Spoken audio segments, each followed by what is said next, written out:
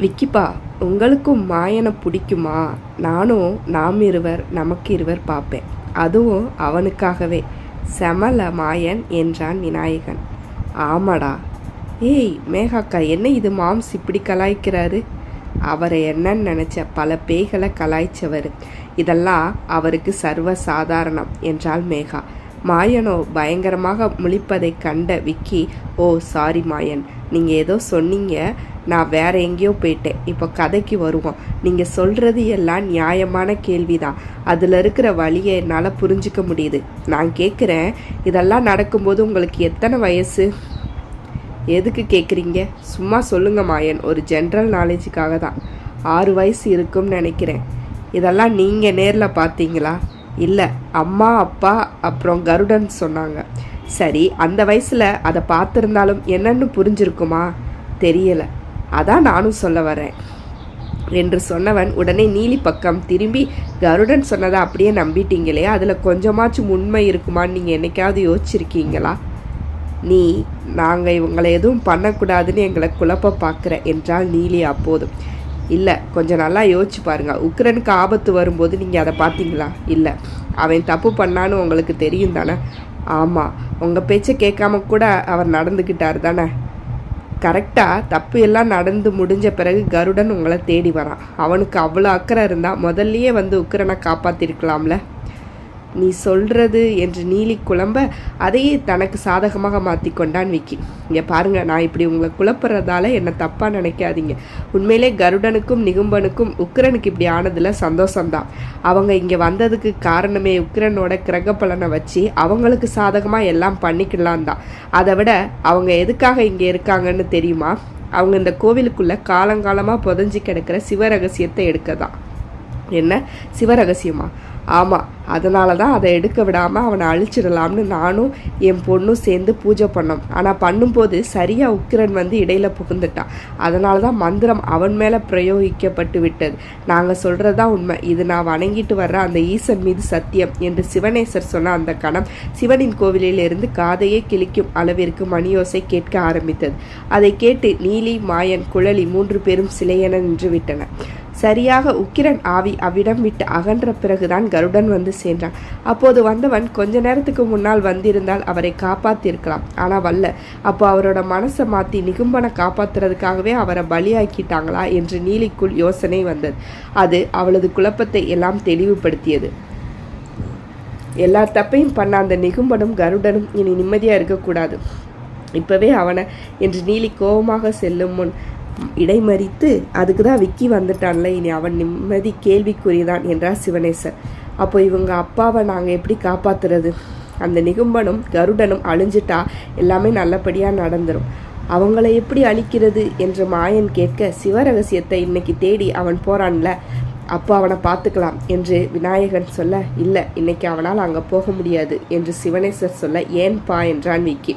இல்லை விக்கி, இந்த இரவு 3ஆம் பிறை தோன்றும் நாள் என்று வானத்தில் முழுமதி காட்சி அளிக்கிறதோ அந்த நாளில்தான் அவனால் சிவரகசியத்தை தேடி சொல்ல முடியும் என்றார் சிவனேசர். ஆனால் அவன் இப்படித்தானே சொன்னான் என்று விநாயகன் சந்தேகமாக சொல்ல, அந்த குறிப்பு ஓலையை கண்டதும் அவனுக்கு என்று எடுக்க வேண்டும் என்று தெரிந்துவிடும் என்று சொன்னார். அப்போது லட்சுமி பாட்டி வேகமாக ஓடி வந்து, ஐயா ஐயா என்க சிவனேசர் வேகமாக, என்ன லட்சுமி, என்னாச்சு என்று கேட்டார். ஐயா, பாப்பாவுக்கு உடம்பு தூக்கி தூக்கி போடுது, எனக்கு பயமாக இருக்கு என்றார். என்ன என்று அனைவரும் அதிர்ச்சியுடன் அங்கே சென்றனர். நீலியின் குடும்பம் மட்டும் அங்கே இருந்தனர். மாயனும் குழலியும் அம்மா என்று அழைக்க உடனே அவர்களை அழைத்து கொண்டு எந்த சிவனை சிந்தையிலிருந்து தள்ளி வைத்திருந்தாலோ அங்கேயே கூட்டிச் சென்றார். வீட்டிற்குள் நுழைந்த அனைவரும் வேகமாக வானதியை பார்க்க சென்றனர். சுப்பிரமணியோ அப்போதுதான் டாக்டரை கூட்டி உள்ளே வந்தார். அதன் பின் அவளை பரிசோதித்து ஊசி போட்டு விட்டார். கொஞ்ச நேரத்தில் சரியாயிடும் என்று சொல்லிவிட்டு அவர் செல்ல, அவளுக்கு சரியாகுமா என்ற நம்பிக்கைதான் அருகில் நின்றிருந்தவர்களுக்கு வரவில்லை. அப்போது அங்கு நின்றிருந்த சிவனேசரின் முகம் தெளிவில்லாமல் இருந்ததைக் கண்டு விக்கி அவரின் அருகே வந்தான். என்னப்பா, என்ன யோசனை? எதுவும் புது பிரச்சனையா? புதுசு இல்லைப்பா, எல்லாம் பழைய பிரச்சனை தான். நான் இப்போ நடந்த பிரச்சனையில் அதை ஞாபகம் வைக்க மறந்துட்டேன். என்ன சொல்கிறீங்க? ஆமாம், அவளுக்கு ஏற்கனவே அபமிருத்யு தோஷம் இருக்குது. அப்படின்னா அதாவது அவளுக்கு மரண பயம் தர்ற அளவுக்கு கண்டம் வருமாம். இந்த மாதிரி நடக்கிறது கூட அதனால தான் ஏற்படுதுன்னு நினைக்கிறேன். அதுக்கு இப்போ என்ன பண்ணணும்ப்பா? நாம் திருக்கடையூர் அமிர்தகடேஸ்வரர் கோயிலுக்கு போகணும். யமபயம் இருக்கிறவங்க அங்கே போனால் சரியாயிடும். ஆனால் இப்போ இருக்கிற சூழ்நிலையில் என்ன பண்ணணும்னு புரியலை என்று அவர் சொல்ல, வேகமாக வந்த சுப்பிரமணி, மாமா வானதியை கூட்டிட்டு எல்லாரும் போயிட்டு வந்துடலாம், கிளம்புற வேலையை பார்க்கலாம் என்றான். மாப்பிள்ள, நிஜமாக தான் சொல்கிறேன் மாமா, எனக்கு உங்கள் மேலே கோபம் இருந்தது தான். ஆனால் இப்போ எனக்கு வானதியோட ஹெல்த்து தான் முக்கியம். அவளுக்காக நான் என்ன வேணாலும் பண்ணுவேன் என்று சொல்ல, அதன் பின் கோவிலுக்கு கிளம்புவதற்கான வேலைகள் வேகமாக நடைபெற்று விக்கி அதையே நினைத்தபடி மாடியில் நின்றிருந்தான். தூரத்தில் தெரிந்த சிவன் கோவில் அவன் மனதில் இருந்த பாரத்தை அதிகப்படுத்தியது.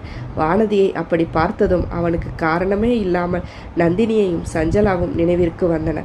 அவர்கள் வாழ்வில் நடந்தது அனைத்தையும் நினைத்தவனுக்குள் மிகுந்த கவலையாக இருந்தது. ஏனோ சஞ்சலா அருகே இல்லாமல் இருப்பது இப்போது அவனுக்கு மிகுந்த வருத்தத்தை அளித்தது. அவளை பற்றி நினைத்து கொண்டிருக்க அது அவளுக்கு தெரிந்ததோ என்னவோ அவனது மொபைல் அலறியது. உடனே அட்டன் பண்ணியவன் சஞ்சு என்று பாசமாக அழைத்தான். விக்கி, என்னாச்சு? ஃபீல் பண்ணையா என்ன? இல்லையே, பொய் சொல்லாத விக்கி, எனக்கு நீ ஃபீல் பண்ணிட்டு இருக்கன்னு உள்ளுக்குள்ளே சொல்லிச்சு, அதான் ஃபோன் பண்ணேன். இல்லை, உன்னை விட்டு இங்கே வந்துட்டேன்னா அதான் ஒரு மாதிரி இருக்குது. அதெல்லாம் சும்மா ஆக்டிங் தானே, உனக்கு அம்மாவை பார்க்கணுன்னு தோணியிருக்கோம். ஏன் சஞ்சு, நான் நல்லா இருக்கிறது பிடிக்கலையா? இரு, அம்மாட்ட சொல்கிறேன். மாடி சஞ்சு, சக்தி ஃபோன் பண்ணானா என்று இவன் பேச்சை மாற்ற, சக்தியின் பெயரை கேட்டதும் அவள் அம்மாவை அழைப்பதை மறந்துவிட்டு அமைதியாக பண்ணா விக்கி. ஆனால் அவன் கொஞ்சம் பிஸி, சரியாகவே பேசலை. இனி நைட்டு தான் பேசணும் என்றாள். சரிடாமா என்று விக்கி சொல்லவும், என்ன விக்கி, ப்ராப்ளம் ஃபினிஷ்டா என்று இவள் கேட்க, இப்போ தானே நான் வந்திருக்கேன், இனி தான் சால்வ் பண்ணணும் என்றாள். அதெல்லாம் உனக்கு கை வந்த கலையாச்சே விக்கி. சரி, நீ போய் வில்லன்கள் கூட சண்டை போடுற வேலையை பாரு, நான் ஃபோனை வைக்கிறேன். All the best. அப்புறம் பாவம் அவனுங்க எல்லாம் கொஞ்சம் பொறுமையாகவே நடந்துக்கோ. அண்ட் எல்லாத்துக்கு மேலே அருஞ்சனை காத்த ஐயனும் கூடவே இருக்கார். உனக்கு இதை விட வேற என்ன வேணும்? நீ சொன்னதுக்கு அப்புறம் அதுக்குமே பேச்சே இல்லைம்மா என்று வைத்தவனுக்கு இப்போதுதான் கொஞ்சம் நிம்மதியாக இருந்தது. அவன் சோர்வுறும் நேரமெல்லாம் சஞ்சுதான் அவனுக்கான சக்தியாக இருந்து வந்தான். அவளுடன் பேசியதில் மனதை தேற்றிக்கொண்டு முன்னைவிட உற்சாகமாக கீழே சென்றான். கோவிலுக்குள் நுழைந்த மூவரின் கண்களும் நிற்காமல் கண்ணீரை சொரிந்தது. நீலி சிவனிடம், தப்பு பண்ணிட்டோம், ரொம்ப பெரிய தப்பு பண்ணிட்டோம், இங்கே நிற்கிறதுக்கு கூட எங்களுக்கு அருகதை இல்லை, உன்னை விட்டு வேற வழியில் போயிட்டோமே, எங்களுக்கு மன்னிப்பே இல்லை, தப்பானவங்க பேச்சை கேட்டு சர்வேசனான ஒன்றை சந்தேகப்பட்டுட்டோமே என்று நீலி கண்ணீர் விட்டான். மாயனுக்கும் குழலிக்கும் பயங்கர வேதனையாகி விட்டது. தேவையில்லாமல் வானதியை மிகுந்த கஷ்டத்திற்கு ஆளாக்கி விட்டு விட்டோமே என்று நினைத்து வருந்தினர். எப்படியோ இப்போவாவது யார் மீது தப்பு என்று தெரிந்ததே, அதுவே போதும் என்று நினைத்தவர்கள் கோவிலை தாண்டி கீழே இறங்கினார்கள். நீலியின் துவேஷம் இப்போது கருடன் நிகும்பன் மீது இறங்கியது. ஆனால் விக்கி சொன்னதாலேயே அனைவரும் அமைதியாக இருந்தனர். நீலி வருத்தத்துடன் அமர்ந்திருந்ததை கண்ட குழலி, அம்மா ஏமா இப்படி உட்கார்ந்துருக்க, வா வீட்டுக்கு போகலாம் என்றா. தப்பு பண்ணிட்டோம் குழலி, தெரியாமத்தானம்மா, அதனால் என்ன, நமக்கு மன்னிப்பு இருக்குது. ஆனால் இதை உங்கள் அப்பா எப்படி எடுத்துக்குவார்னு தெரியல, அவருக்கு புரியுமா? நாம் லேட்டாக புரிஞ்சுக்கிட்ட மாதிரி அவரும் புரிஞ்சுக்குவார்மா. அதுக்குள்ளே அவனுங்க ஏதாவது பண்ணிட்டா என்ன, உங்கள் எல்லாருக்கும் உண்மை தெரிஞ்சிருச்சு போல என்ற குரல் அப்போது உடனே கேட்டது. சட்டென்று அவர்கள் திரும்ப அங்கே கருடன் நின்றிருந்தான். உன்னால தான் நாங்கள் எல்லாரும் இந்த நிலமையில இருக்கோம், உன்னை இப்போவே கொல்லணும்னு எனக்கு ஆத்திரம் வருது என்று நீலி கத்த, எங்களை கொண்டா நடந்தது எல்லாம் மாறிடுமா? அதை விட உக்கிரன் உயிர் எங்களோட கையில் இனிதான் இருக்கு உங்களுக்கு என்றான் கருடன் கோபமாக. அந்த உயிரை எப்படி விடுவிக்கிறதுன்னு நாங்கள் பார்த்துக்கிறோம் என்று மாயன் சொல்ல, என்கிட்டேயே சவாலா, நீ எந்த தைரியத்தில் இதையெல்லாம் பண்ணுற என்றான் கருடன். நல்லதுக்கு காவலாக ஒருத்தர் வந்த தைரியத்தில் பண்ணுறேன், அந்த தைரியத்தை உடைக்கிறேன் என்று சொல்லிவிட்டு கருடன் சென்று விட்டான்.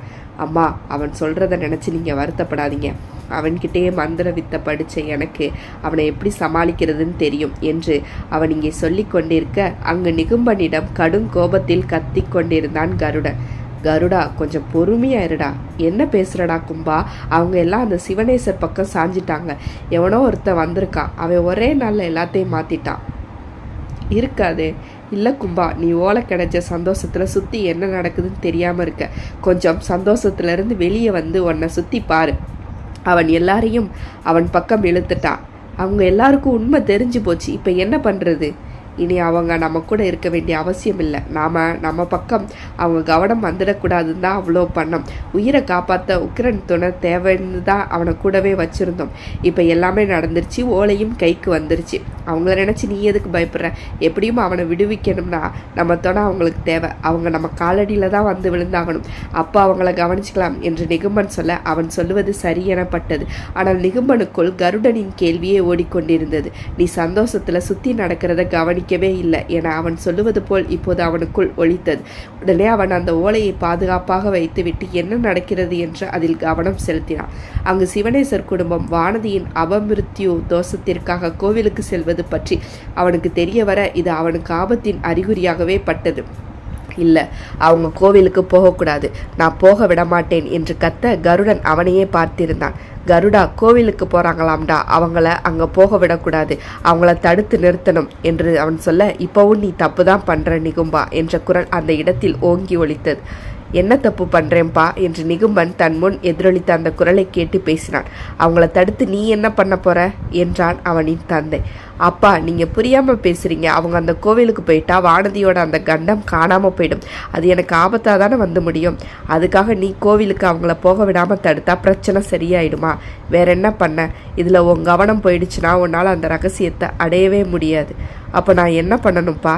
அந்த ஓலையை படிச்சுப்பார், என்ன பண்ணணும் அதிலேயே போட்டிருக்கும் என்றதும் அந்த குரல் மறைந்து விட்டது. வேகமாக வந்து ஓலையை எடுத்தவன் அதில் முதல் ஓலையை திருப்பினான். ரகசியம், இது சிவ ரகசியம். காக்கும் கணங்களின் ஆசியை வேண்டி வர வேண்டும் என்று எழுதியிருந்தது அதில். அப்பா, இதில் எழுதியிருக்கிறது சுத்தமாக புரியலப்பா என்று அவன் பேச அங்கு அவனின் தந்தையின் குரல் கேட்கவில்லை. கருடா என்று அவன் அழைக்க ஓடி வந்தான் அவன். என்ன கும்பா, இதில் போட்டிருக்கதை பாரு. வேகமாக அதை வாங்கி பார்த்தவன், என்ன கும்பா, இது கணங்களோட ஆசீர்வாதம்னா என்ன? ஒன்றும் புரியலை என்றான் கருடன். அப்போ நாம கோவிலுக்கு போய் காவலா இருக்க கணங்களை பார்த்து ஆசி வாங்கணுமா என்று நிகும்பன் சந்தேகமாய் கேட்க, கருடன், இங்க இருக்கிற கோவிலா இருக்காதுன்னு தான் தோணுது கும்பா. இவ்வளவு எளிதா ரகசியத்தை எடுக்கிற வழி இருக்காது கும்பா, வேற ஏதாவது தான் இருக்கும். நீ அது என்னன்னு யோசி என்றான். என்ன கருடா, நீ என்ன சொல்ற? நிகும்பா, நல்லா யோசிச்சுப்பார். அந்த கோவிலுக்குள்ள மறைஞ்சிருக்க ரகசியம் எப்பேற்பட்டது. அது கைவசம் கிடைச்சா இந்த உலகமே நம் வசம்தான். அப்படி இருக்கும்போது அதுக்கான வழி வேற எங்கேயாவது தான் இருக்கும். அது உண்மையிலே கஷ்டமாக தான் இருக்கும். எவ்வளோ கஷ்டமாக இருந்தாலும் அது என்னன்னு கண்டுபிடிச்சி நான் முடிக்காமல் விடமாட்டேன்டா கருடா. சரி, அடுத்த ஓலையை பாரு என்று கருடன் சொல்லவும் அந்த ஓலையை திருப்பினான். ஆனால் அது அவனால் முடியவில்லை. இல்லை கருடா, அடுத்த ஓலையை திறக்க முடியலை. அப்போ ஓலையில் இருக்கிறத முடிச்சாதான் அடுத்தது தெரியும் போல என்றான் கருடன். அங்கு வானதியின் வீட்டில் அனைவரும் மிகுந்த பரபரப்புடன் இருந்தனர். கோவிலுக்கு கிளம்பும் வேளையில் அனைவரும் இருக்க விக்கி மட்டும் இதைப்போல் தாங்களும் கோவிலுக்கு கிளம்ப ஆவி வந்து தடுத்ததை பற்றி நினைத்து பார்த்தார். இந்த தடவையும் அப்படி ஏதாவது ஆவி வந்து நம்மளை பிடிச்சிருக்குன்னு சொல்லுமா என்று யோசனையிலே இருந்தார். அனைவரையும் கிளப்பி வண்டியில் ஏற்ற வானதி இன்னமும் அந்த தாக்கத்தில் இருந்து வெளியே வரவில்லை. களைப்பினால் அவள் தேகம் பயங்கரமாக வலியையும் வேதனையும் அடைந்திருந்தது. அவளை வசதியாக படுக்க வைத்தவர்கள் அனைவரும் வண்டியில் ஏறினார். விக்கி வேகமாக வண்டியில் ஏறிவிட்டாலும் முன்னால் அமர்ந்து கொண்டார். விநாயகன் ஓட்டுநர் இருக்கையில் அமர்ந்ததும் போலாமா என்று திரும்பி அனைவரிடத்திலும் கேட்டான். கேட்டதும் சரி என்று சிவனேசர் மற்றும் சுப்பிரமணி சொல்ல வண்டியை அவன் கிளப்பினான். மனதுக்குள் தங்களின் குலம் காக்கும் குலதெய்வமான ஐயனை வணங்கிவிட்டு எதிரே தெரிந்த சிவன் கோவில் கோபுரத்தையும் வணங்கிவிட்டு முன்னால் பார்த்தபடி விநாயகனுடன் பேசிக்கொண்டு வந்தான் விக்கி. இங்கே பேசிவிட்டு திரும்பிய விநாயகன் சட்டென்று வண்டியின் பிரேக்கை அழுத்தி வண்டியை நிறுத்தினான். கிரீச் என்ற சத்தத்தில் வண்டி நின்றதும் ஆளாளுக்கு என்னவென்று பார்க்க அவன் வேகமாய் முன்னால் நின்றிருந்தவனை கண்டான். விக்கியும் அவனை பார்த்துவிட்டு வண்டியை விட்டு இறங்கினான். மாயன், என்ன இப்படி முன்னாடி வந்து திடீர்னு நிற்கிறீங்க? அது நானும் உங்களோட வரட்டுமா? நீங்களா? ஆமாம், என்னையும் கூட்டிகிட்டு போறீங்களா என்றவனின் விழியில் தெரிந்த தவிப்பை கண்ட சிவனேசர் அவனும் வரட்டும் விக்கி என்றான். சரிப்பா என்றவன். வாங்க மாயன் என்றான். அவன் உள்ளே வர சிவனேசர், அம்மா குழலி எங்க மாயன் என்றார். 2 பேர் வீட்டில் தான் இருக்காங்க. அவங்கள ஏன் தனியாக விட்டுட்டு வந்த? அவங்களுக்கு எதுவும் ஆபத்து வந்துட்டா என்ன பண்ணுறது? இல்லையா, அவங்களுக்கு எதுவும் ஆகாது. அவங்கள பாதுகாப்பாக வச்சுட்டு தான் நான் வந்தேன். அதுவும் இல்லாமல் அவங்க 2 பேரும் அந்த ஓலையை ரகசிய பற்றி தான் யோசிச்சுட்டு இருப்பாங்க. அவனுங்களால எதுவும் இடர் வராது என்றான் மாயன். என்ன இருந்தாலும் நீ கூடவே கூட்டிகிட்டு வந்திருக்கலாம். இல்லைங்க, அவங்க அப்பாவை நினச்சி ரொம்ப வருத்தத்தில் இருக்காங்க. நேற்று நீங்கள் சொன்ன பிறகு அவங்களுக்கு மறுபடியும் உங்களை எல்லாம் பார்க்க கஷ்டமாக இருக்கும் போல், அதான். ஆனால் அம்மா அவங்க கூடவே போயிட்டு வர சொன்னாங்க. சரி, நானும் அவங்கள விட்டுட்டு வந்துட்டேன் என்று மாயன் சொல்லி கொண்டே இருக்கும்போதே வண்டி புறப்பட்டது. மாயன் அமைதியாக அங்கிருந்த வானதியை பார்த்தான். அதை கண்ட விக்கி, என்ன மாயன் என்றான். ஒன்றுமில்லைங்க என்றான் அவன். நம்மளால் தான் வானதிக்கு இப்படி ஆச்சின்னு வருத்தமாக இருக்கா. இதுக்கு காரணம் நீங்கள் இல்லையே, அந்த கருடன் நிகும்பன் தானே. அதனால் கவலைப்படாதீங்க. என்னை நீங்கள் வா போனே கூப்பிடலாம். அதுக்கு என்ன மாயன், இனி கூப்பிட்றேன் என்றான் விக்கி. அப்போது மேகா, தாத்தா ஏதோ அபமிருத்யு தோஷம் அமிர்தகடேஸ்வரர் கோவில்னு சொன்னீங்கள்ல, அதை பற்றி சொல்லுங்க என்றார். அவள் கேட்டதும் சிவனேசர் அந்த கோவிலின் வரலாற்றை பற்றி சொல்ல துவங்கினார். அனைவரும் ஆர்வமாக அவரிடம் கதை கேட்க ஆரம்பித்தார்கள். மிருகண்டு என்ற முனிவர் மருத்துவவதி என்னும் பெண்ணை திருமணம் செய்தார். நீண்ட காலமாக அவர்களுக்கு குழந்தை பாக்கியம் இல்லாமல் இருந்தது. அவர்கள் இருவரும் சிவபெருமானை மனமுருகி தொழ அழகான ஆண் குழந்தை பிறந்தது. குழந்தைக்கு மார்க்கண்டேயர் என பெயர் சுட்டி மகிழ்ந்தனர். மிருகண்டு முனிவரும் மருத்துவவதியும் மார்க்கண்டேயனின் ஜாதகத்தை பார்த்ததில் மார்க்கண்டேயன் நீண்ட காலம் உயிர் வாழ மாட்டான், 16 வயதில் அவன் இறந்து விடுவான் என்று கூறப்பட்டிருந்தது. இதை கேட்டபோது அவர்கள் அதிர்ச்சியாக மீண்டும் மற்ற ஞானிகளும் அவ்வாறுதான் நடக்கும் என்றனர். பெற்றோர் அழுதனர், புலம்பினர். விதியை வெல்ல முடியாது என்று மனம் சாந்தி அடைந்தாலும் 16 வயதில் மார்க்கண்டேயர் இறந்து விடுவார் என நினைத்து வேதனைப்பட்டனர். மார்க்கண்டேயன் வளர்ந்தான். அவர் நாட்டமெல்லாம் சிவபூஜையில் தான் இருந்தது. சிவபெருமானிடம் மார்க்கண்டேயன் பூரணமாக சரணாகதி அடைந்திருந்தார். அந்த சின்ன வயதிலே தாய் தந்தையரின் வேதனையை கண்டவர் தனக்கு ஒன்றும் ஆகாது என்று இருவரையும் சமாதானப்படுத்தினார். 16 வயது வந்தவுடைய அவர் அமிர்தகடேஸ்வரர் கோவில் உள்ளே வந்து சிவனின் பாதத்தில் சரணடைந்து விட்டார். அவரது உயிரை எடுக்க யமதூதர்கள் வருகிறார்கள். ஆனால் மார்க்கண்டேயனிடம் நெருங்க முடியவில்லை. இறுதியில் யமதர்மனே எருமைக்கடா மீது வருகிறார். உயிர் வாங்க பாச கயிற்றினை வீசுகிறார். என்ன ஆச்சரியம்! உக்கிர மூர்த்தியாக சிவபெருமான் தோன்றி காலனை எட்டி உதைக்கிறார். யமதர்மன் மூர்ச்சியாகி கீழே சாய்கிறார். பூமாதேவியின் வேண்டுகோளுக்கிணங்க யமதர்மனை சிவபெருமான் மன்னித்து மூச்சை தெளிய வைக்கிறார். என்றும் 16 வயதுடன் சிரஞ்சீவியாக மார்க்கண்டே வாழ அம்பலத்தரசர் அருள் பாலிக்கின்றார். அது மட்டுமல்ல, அபிராமி பட்டர் ஒரு தடவை அம்மனின் அழகில் மயங்கி இருக்கும்போது இன்று என்ன திதி என்று சரபோஜி மன்னர் கேட்க பௌர்ணமி என்று கூறிவிட்டார். ஆனால் அது அமாவாசை திதி. உடனே மன்னர், இன்று இரவில் சந்திரன் மட்டும் வரவில்லை என்றால் உன் உயிர் போய்விடும் என்று சொல்ல அந்த அபிராமி பட்டருக்காக அமாவாசை நாளில் சந்திரனை வரவைத்து காட்டினாள் அபிராமி அன்னை. அப்படிப்பட்ட புராண பெருமை வாய்ந்ததுதான் இந்த தலம் மேகா என்றார் சிவனேசர். ஆமாப்பா, நான் கூட கேள்விப்பட்டிருக்கேன் மார்க்கண்டேயர் பற்றி, அப்புறம் அந்த அபிராமி பட்டர் பற்றி என்று விக்கி சொன்னதும், மாமா நானும் கேள்விப்பட்டிருக்கேன், அந்த பாட்டு கூட இருக்குமே என்று சொன்னார். அங்கு அந்த ஊரின் எல்லையை தாண்டி வண்டி சென்று கொண்டிருக்க இங்கு நிகும்பன் என்ன செய்ய வேண்டும் என்று புரியாமல் குழப்பத்தில் இருந்தான். பூதக்கடங்கள் கிட்ட எங்கே போய் ஆசீர்வாதம் வாங்க? ஐயோ, வந்து பேசுனா அப்பா, இதை சொல்லாமல் போயிட்டாரே என்று அவன் யோசித்து கொண்டே இருந்தான். தன் மந்திர சக்தியை பிரயோகப்படுத்தி பார்த்தும் அவனால் அதை பற்றி கண்டறிய முடியவில்லை. திரும்பி கருடனை பார்க்க கருடனோ அங்கு இல்லை. இவன் எங்கே போனான் என்று கருடா கருடா என்று அழைக்க அவனோ அங்கு இல்லை. இங்கு நிகும்பனை தேடவிட்ட கருடன் சென்றிருந்தது நீலியை தேடி.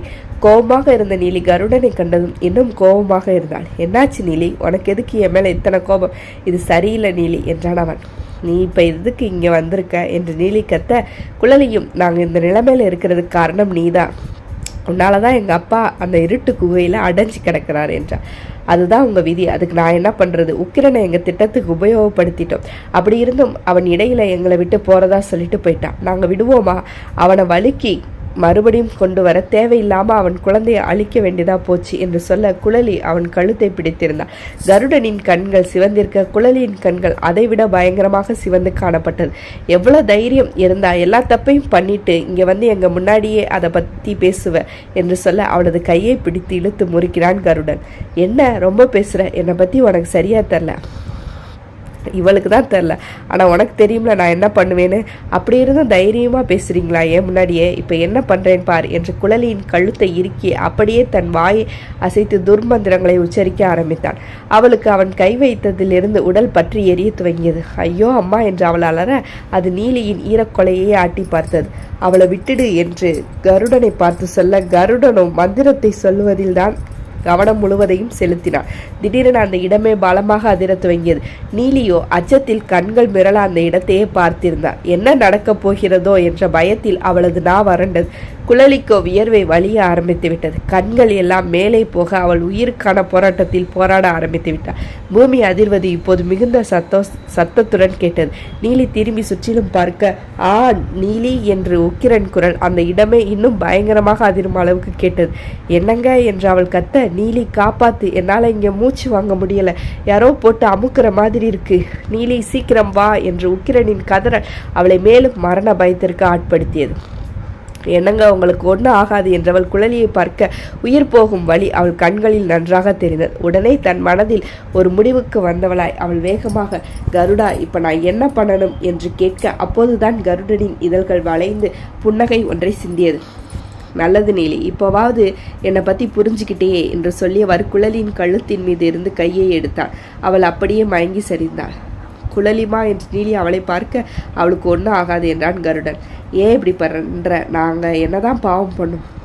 உக்கிரன் ஏன் சிவனேசரை எதிர்க்கிற கிரக அமைப்பில் பிறந்தான், அதுதான் அவன் செஞ்ச பாவம், அதுக்கு தண்டனை வேணாமா? அதான் இப்படியெல்லாம் அனுபவிக்கிறீங்க. இப்போ என்னதான் பண்ணணும்? ஏன் மறுபடியும் எங்களை தொல்லை பண்ணுற? எனக்கு நீ மறுபடியும் ஒரு உதவி பண்ணணும். அதுக்கு தான். என்ன பண்ணணும்? நாங்கள் அந்த ஓலையை படித்து பார்த்தோம். அதில் போட்டிருக்கிறது வேறு ஏதோ பொருள் இருக்குன்னு தெரியுது. அதான் நீ அது என்னன்னு பார்த்து சொல்லணும். இது பாவம், நான் அந்த தப்பை பண்ண மாட்டேன். இதை பண்ணலைன்னா இதை விட பெரிய பாவம் பண்ணவெல்லாம் மாறிடுவேன். நீ என்ன சொல்கிற? ஆமாம், உன் புருஷன் பொண்ணு சாவுறதுக்கு நீ காரணமாயிடுவேன். அது இதை விட பெரிய பாவம் தானே? நான் வர்றேன், ஆனால் 2 பேருக்கு எதுவும் ஆகக்கூடாது. இதை நான் பண்ணுறேன். ஆனால் இதுக்கு பதிலாக நீ என் புருஷனை அந்த குகையிலேருந்து விடுதலை பண்ணிடணும். நீ எங்களுக்கு உதவி பண்ணு, அதுக்கு பிறகு நாங்கள் அவனை விடுவிச்சிருவோம் என்றான் கருடன். அம்மா வேணாம் என்று குழலி மெதுவாக முணங்க, அதை கண்டு கொள்ளாது அவளை அழைத்து கொண்டு கருடனுடன் சென்று விட்டான். குழலியின் மனம் அண்ணா அண்ணா என்று அரட்டியது. இந்த நேரத்தில் அண்ணன் இல்லாமல் போயிட்டானே என்று அவள் நினைத்து கொண்டே மயங்கி சரியா வண்டியிலிருந்து சட்டென்று கத்தியபடி எழுந்தான் மாயன். என்ன மாயன், என்னாச்சு? அது அங்கே அம்மா குழலி என்று அவன் பாதி பாதியாய் உளர, உடனே விக்கி அவனுக்கு தண்ணீர் கொடுத்து குடிக்க வைத்தான். என்னாச்சு, ஏன் இப்படி நடந்துக்கிற? என்னமோ அம்மாவுக்கு தங்கச்சிக்கு ஏதோ ஆபத்து மாதிரி தோணுது. அதெல்லாம் ஒன்றும் ஆகாது, நீ கவலைப்படாத. இல்லை, நான் போயே ஆகணும். கோவிலுக்கு வர்றேன்னு கிளம்பிட்டு நீங்கள் இப்போ வராமல் கீழே இறங்குறது நல்லதாக இருக்கும்னு தோணலை மாயன். அதுக்காக அவங்கள அப்படியே விட சொல்கிறீங்களா? அதுக்கு தான் அப்பா அவங்களையும் கூட்டிகிட்டு வந்திருக்கலாமேன்னு சொன்னார். பாதுகாப்பாக இருப்பாங்கன்னு தான் நினச்சிட்டு விட்டுட்டு வந்தேன். அது ஏன் தப்பு தான், என்னை மன்னிச்சிடுங்க, நான் போய் அவங்கள பார்க்கணும். மாயன் இங்கே பார் என்ற விக்கியின் சத்தத்தில் மாயன் அவனையே பார்த்தான், எதுவும் பேசாமல். நாங்கள் எல்லாரும் இவ்வளோ தூரம் சொல்கிறோம், ஆனால் நீ கேட்காம சொன்னதையே சொல்கிற மாயன். இங்கே பார், நல்லவங்களுக்கு பயங்கரமாக சோதனை வரத்தான் செய்யும். அதே மாதிரி கெட்ட வழியில் போயிட்டுருக்கவங்க திடீர்னு நல்லவங்களாக மாறும்போது இந்த மாதிரி நடக்கிறது சகஜம்தான். அதுக்காக இப்போ நம்ம மனசை விட்டுறக்கூடாது. அவனால் அம்மாவையும் குழலியும் ஒன்றும் பண்ண முடியாது. கண்டிப்பாக இதுக்கு பின்னால் ஏதாவது ஒரு காரணம் இருக்கும். நாம் கோவிலுக்கு போயிட்டு வரணும். இப்போ கோவிலுக்கு போகாமல் தடுக்கிறதுக்காக கூட அவன் இப்படி பண்ணலாம் இல்லையா? அவனுக்கு ஏதாவது ஒரு தேவை இருக்கும், அதுக்காக தான் கூட்டிகிட்டு போயிருப்பான். ஈசனோட திருவிளையாடலை நாம் மாற்றி எதுவும் பண்ண முடியாது. அவன் எழுதிய ஆணைப்படி தான் எல்லாமே நடக்கும் என்று விக்கி சொல்ல, அதிலிருந்த உண்மையை அவன் புரிந்து கொண்டு பேசாமல் இருந்தான். மறுபடியும் விக்கி அவனிடம், என்ன இறங்க போறியா இல்லை கோவிலுக்கு வர போறியா என்றான். கோவிலுக்கு வர்றேன் என்று சொன்னதும் நல்லது என்று விக்கி சொல்லிவிட்டு, டேய் வண்டியை ஓட்டுடா என்றான் விநாயகனை பார்த்து. தன் முன் நின்றிருந்த குழலியையும் நீலியையும் கண்டு நிகும்பன் புரியாமல் பார்த்தான். என்ன கும்பா, எதுக்கு அப்படி பார்க்குற? எதுக்கு இவங்களை இங்கே வர வச்சிருக்க? உனக்கு என்ன பைத்தியமாக பிடிச்சிருக்கு? எதுக்குன்னு இப்போ உனக்கு தெரிஞ்சிடும் என்று சொல்லியவன் நிகும்பனிடம் இருந்த ஓலையை வாங்கி நீலியிடம் கொடுத்தான். என்ன பார்க்குற நீலி, இதை பிரித்து பாரு. என்னது இது? சிவரகசியத்தை அடையிற குறிப்பு ஓலை. என்னால் முடியாது என்று அவள் சொல்ல, அப்போ உக்கிரன் அப்புறம் உன் பொண்ணு உயிருக்கு உத்தரவாதம் இல்லை என்று சொன்னவன் ஓலையை படிச்சுப்பார் என்று சொல்ல அவள் அதை திறந்து பார்த்தாள். பூதகணங்களின் ஆசியை பெற வேண்டும் என்று அதில் இருப்பதை அவள் படித்தவுடனே கருடன், இதுக்கான அர்த்தம் உனக்கு தெரியுமா என்றான். பூதகணங்களின் ஆசியை வாங்கிட்டு வர சொல்லியிருக்காங்க என்று அவன் சொல்ல, அது புரியுது, ஆனால் அது எங்கன்னு உனக்கு என்னன்னு புரியுதா என்று அவன் சொல்ல அவளுக்கு அவன் பேசுவதே புரியவில்லை. கருடன் செல்லும் வழி சரியானதா என்ற சந்தேகத்திலே நிகும்பன் நடந்து கொண்டிருப்பதை பார்த்தான். இதில் எழுதியிருக்கிறது எனக்கு புரியலை என்று நீலி சொல்ல, கருடன், உனக்கு புரியும்னு எனக்கு தெரியும் நீலி, அதனால் இந்த தெரியலை புரியலைன்னு சொல்கிறத விட்டுட்டு நீ ஒழுங்கா அது என்னன்னு சொல்லு என்றான் கருடன். நிஜமாவே இதில் இருக்கிறது எனக்கு புரியலை, என்ன சொல்ல வர்றாங்கன்னு எனக்கு தெரியலை. சரி கும்பா, அப்போ அந்த உக்கிரனோட உயிரை எதுக்கு அடைச்சி வச்சுட்டு அதை நீ ஒரேடியாக எடுத்துரு. இல்லை வேணாம், அப்போ ஒழுங்கா நீ நாங்கள் சொல்கிற மாதிரி கேட்டு தான் ஆகணும், உனக்கு வேறு வழி இல்லை என்று சொன்னதும் நீலி அதை படித்து அவனிடம் சொல்ல ஆரம்பித்தாள். கணங்களின் ஆசியை வேண்டி வர வேண்டும். அப்படின்னா அந்த புதையலுக்கு காவலாக இருக்கிற கணங்கள் அல்ல, பின்ன சிவபெருமானோட படையில் இதே மாதிரி நிறைய பூத கணங்கள் இருக்குது. அந்த பூத நாயகனோட கணங்களில் இருக்கிற சில பூத கணங்கள் வேதநாயகனின் வேள்வியை முடித்துவிட்டு திரும்பும் வழியில் தன் கரங்களாலேயே சிவலிங்கை பிரதிஷ்டை செய்து வழிபட ஒரு இடம் தேடி அலைந்தார்கள். அப்போது சிறுதாவூர் என்ற இடம் அவர்களுக்கு மிகவும் பிடித்ததால் சிவலிங்கத்தை அங்கேயே பிரதிஷ்டை செய்து வழிபட்டார்கள். பூதகணங்கள் கரங்களினால் எழுந்தருளியதால் அங்கு இறைவன் ஸ்ரீ பூதகிரீஸ்வர் என்னும் திருநாமத்தோடு அழைக்க பெற்றார். அந்த தலத்தில் சென்று இறைவனை வழிபட வேண்டும். அங்கு வழிபட்டால் பூதகணங்களின் ஆசியுடன் பூத நாயகனின் ஆசியும் கிடைக்கும். இவ்வாறு சொல்லி நீலி முடிக்க அங்கு விக்கியின் மனதிற்குள் தவறு நடக்கப் போகிறது என்பது போல் தோணிக்கொண்டே இருந்தது. ஐயனாரப்பா, என்னது இது, மனசு ஒரு நிலையில் இருக்க மாட்டேங்குது, நீதான் எந்தவித அசம்பாவிதமும் நடக்காம காப்பாற்றணும் என்று வேண்டிக் கொண்டார். அங்கு நிகும்பனம், கருடா, நீ பண்ணது உண்மையிலே எவ்வளோ பெரிய வேலை தெரியுமா, நல்லதுடா கருடா என்று சந்தோஷத்தில் பேசினான். நிகும்பா, இனி அந்த கோவிலுக்கு நாம போகணும் என்று சொல்லியவன் இவங்களை என்ன பண்ண என்று கேட்டான். இங்கே அடைச்சி வச்சுட்டு வா, இவங்க உதவி நமக்கு இன்னும் தேவை என்று சொன்னவன் வெளியே செல்ல கருடன் அவர்களை அங்கேயே சிறை வைத்து விட்டு சென்றான். தாங்கள் வழி தவறி நடந்ததற்கு தண்டனையாக அதை ஏற்றுக்கொண்டு அமைதியாக இருந்தால் நீலி. அவர்கள் குகையை விட்டு சென்றதும் நேராக சிறுதாவூர் என்னும் ஊரை நோக்கி செல்ல துவங்கினார்கள். திருக்கடையூர் நோக்கி வண்டி செல்ல செல்ல வானதியின் உடல்நிலை மோசமாகிக் கொண்டே இருந்தது. தேகம் அனலை போல் கொதித்து கொண்டிருந்தது. அடிக்கடி மாயன் மட்டும் சென்று அவளது நெற்றியை பிடித்து என்னென்னவோ செய்து கொண்டிருந்தான். அதை கண்ட விநாயகன், பா என்று விக்கியை அழைத்தான் சத்தமாக. என்னடா அங்க பாருங்க மிஸ்டர் மாயனை, அவனுக்கு என்ன, எப்போ பார்த்தாலும் வானதிக்கிட்டே போயிட்டு இருக்கார், அதுக்கு எனக்கு கடுப்பாதுப்பா. டேய், அவன் என்ன பண்ணுறான்னு பார்த்த பிறகு இப்படி பேசுகிற, இது தப்புடா. அவர் வானதி உடம்பு சரியில்லாமல் இருக்கிறத பார்த்து அவளை சரி பண்ண தான் பண்ணுறான்னு எனக்கும் புரியுது. பட் உள்ளே இருக்கிற குட்டியோண்டி இதயம் இதை அக்செப்ட் பண்ண மாட்டேங்குது. நான் என்ன பண்ணுறது? பேசாமல் ஒன்று பண்ணு. என்னப்பா, நேராக இந்த வண்டி ஏதாவது ஆற்றுக்குள்ளே போய் விடுறான். ஏன்ப்பா, உன் தொல்லை தாங்க முடியல, அதுக்கு தான்.